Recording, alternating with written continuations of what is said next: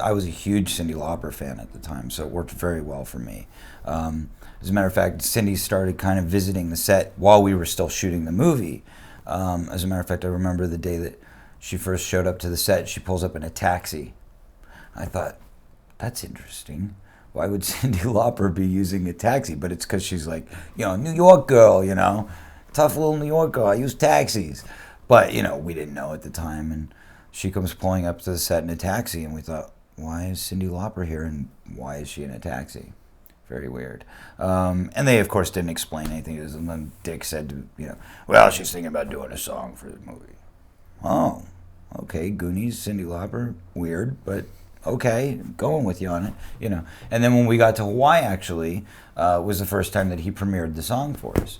And he sat us all kind of around the boombox, and he played it. He said, what do you think? And I said, that's terrible. That is the worst song I've ever heard Cyndi Lauper do. God, couldn't she have come up with something better?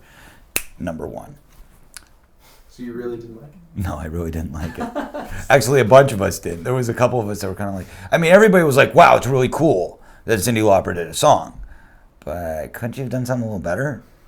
But it went number one. So who are we to complain, right? It's unbelievable. It's unbelievable. No. I go, I tour with my band around the country, and every city we stop in, there's people with Goonies shirts. There's, people yelling Goonies from the audience, which is always fun when you're doing a rock show to hear about Goonies. But Martha Plimpton is the one who said it. She said, I was doing Ibsen.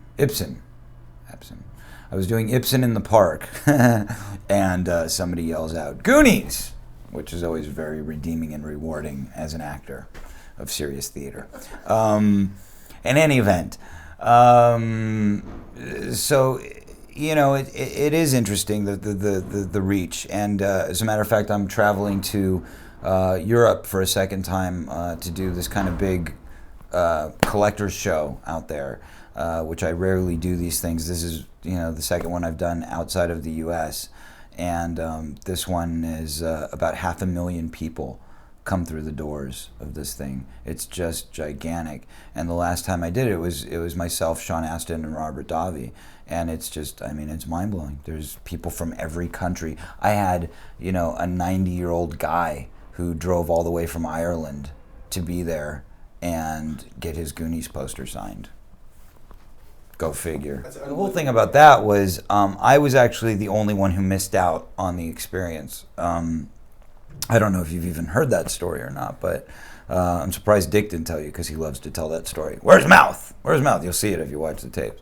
What happened was my mom was a bit irresponsible in those days, and she was my parental guardian, and I was living with my grandparents at the time, and she arrived late to pick me up for the airport.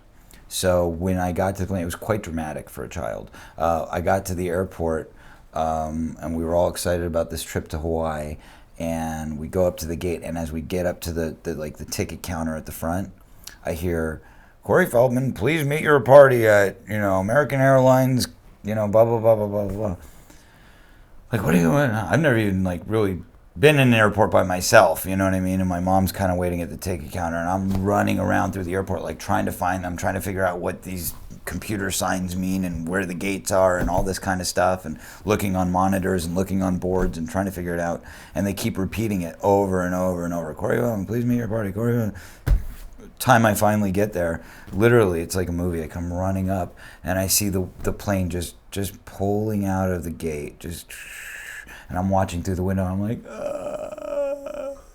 terrible, very sad. Sorry I brought that back up. I didn't No. But in the end, it turned out fine. We did get to Hawaii eventually. We had to take 3 later flights, so we ended up getting there, I think, the evening after the surprise. So it was still the same day, at least, when I managed to get to Dick's house, and we had a barbecue with Alice Cooper. Alice Cooper was his neighbor, and he came and had a barbecue with us, which I don't know why Alice Cooper would want to hang out with 7 kids, but hey, it's all good. So we were told he was going to get there, I think it was 11 in the morning, and it was probably about 10:15. and I was standing there watching the shot, and I literally felt this presence take over the entire stage. Like everything just got like quiet, like you could hear a pin drop, just like this energy filled the room. And I just instinctually turned around, and sure enough, there he was walking straight towards me. It was kind of one of those weird cosmic moments of fate, you know, like, okay, this moment is going to change the rest of your life. And it did. So it was pretty weird. Well, I had built a relationship with Steven Spielberg based on the fact that I was supposed to originally appear in the film E.T., and that's kind of how the whole relationship started. I was cast in the role of Elliot's best friend in the movie, which was later rewritten and written out.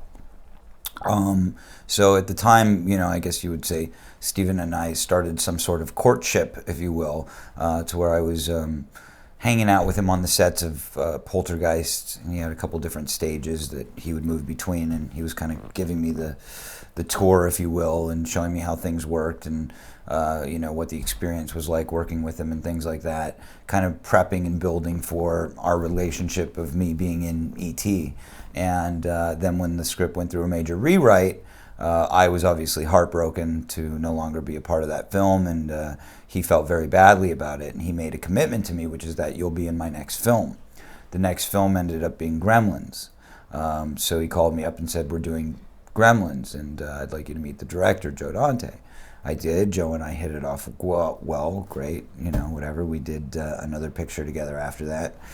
And it was a great experience for all of us. And after Gremlins finished production, I figured Steven would probably forget all about me and not remember my name much after that. And at that point, I got a call from him kind of out of the blue, which said, you know, I'd like you to come down to Amblin, because they had just kind of newly formed Amblin at that time. And I'd like you to meet with me about a project that I'm going to be doing. I said, great. So I went down, I met with Steven. He told me all about it. He said, I'm doing this great movie. It's, you know, 7 kids on an adventure, and, you know, pirate ships and booby traps and caves, and that's about all I can tell you. What do you think? I'm like, yeah. When do we start? You know, kind of thing. And he said, well, I'm going to, you know, I'll let you know. I'll keep you posted, and, you know, we'll move forward at some time in the future. Probably about a month or two later, I guess the decision was made that Steven wasn't actually going to direct the film himself. And at that point, they brought on Dick, and he said, well, you know, called me kind of again, and actually I had to go in and read for the role. And one interesting little anecdote is that sitting in the waiting room at Amblin the day that I had to go in and read for Steven and Kathleen Kennedy and all of them, was Corey Haim, and that was the first time we met unofficially, and he was reading for the part of Mouth, which he did not get, obviously. Senile, absent-minded, forgetful, rude, belligerent, and distasteful. Besides that, I love him to death. No, he is, I have to say, one of the most solid, unique, wonderful, heartwarming people I've ever met in this industry. He's honest, he keeps his word, he does what he says he's going to do, and on top of all of it, he does good things, not just in his work and his craft, but as a human being. He's an animal rights activist, he's a humanitarian, he gives and gives and gives and gives until he can't give anymore. He's been there so much for me in my life, and he's such an important part of my life. You know, he's literally been like, you know, the father I never had in a lot of regards. And that bond was built on the set of the Goonies. I mean, he was, you know, one of the great things about working with Dick is very firm, very strong and determined in, you know, what his choices are. But at the same time, will always take the time for a laugh and kind of break up the monotony of the seriousness of the situation. And that's so commendable in a director, because I know how difficult it can be to keep things, you know, moving forward, to keep things on track, and you get so much stress because you have so many things kind of impeding and breathing down on you. So to be able to kind of remove yourself from it and have a practical joke or have a laugh, or, you know, just make somebody laugh when they're almost this close to tears because that's where they're at in the moment of the scene. That's a great gift. It's an amazing gift, and that's why he's so successful. Okay, I just have to say, for the history books, I've gotten tremendous email response about this, and website and questions and blogs, and it's kind of been out there for years now, and it's everywhere. So I just want to diffuse this issue for the record. Sean Astin and I love each other. We're great friends. Our families are friends. We've gone to dinner with the families. No bad feelings whatsoever between us. And as a matter of fact, we're hoping to work on some stuff in the future together. So just for all those people out there who watched the DVD commentary and got the wrong idea, because there's this rumor going around, I'm sure you've heard about it, that him and I got in some terrible fight, and that's why he left in the middle. And the truth of the matter is, he left because he was actually presenting an award to Joey Pants. So he had to leave for that purpose, and he had prior business obligations or whatever. But so for the record, Sean and I are in love, and we'll be getting married very soon. Perfect.